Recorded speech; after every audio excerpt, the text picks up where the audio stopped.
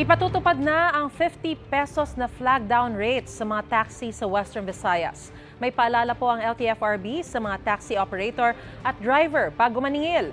Live mula sa Iloilo City, may unang balita si John Sala ng GMA Regional TV 1 Western Visayas. Mariz, ayon sa LTFRB 6 ay bago ipatupad ang panibagong fare matrix ay kaya kinakailangang nakapaskil muna ang fare matrix sa mga taxi rito sa Western Visayas bago maningil ng dagdag pasahe sa mga pasahero.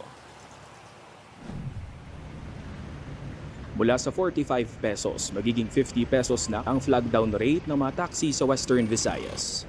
Ayon sa Land Transportation Franchising and Regulatory Board 6, inaprubahan ng nasabing dagdag sa flag down rate nitong nakaraang March 18, 2024. Sakop ng 50 pesos na flag down rate ang mga aircon at non-aircon units.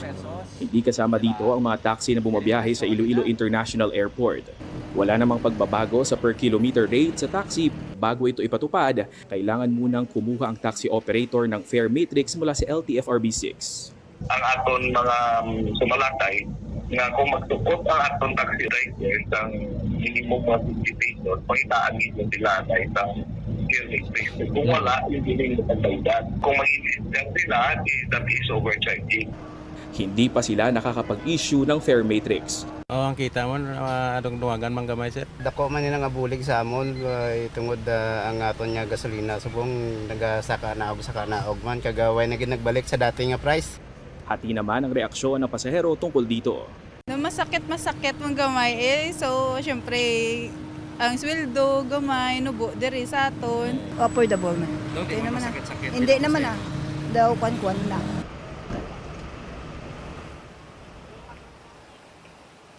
Mariz, nakikipag-ugnayan ng LTFRB 6 sa mga taxi operators upang maipatupad na ang panibagong fare matrix dito sa Western Visayas. Mariz?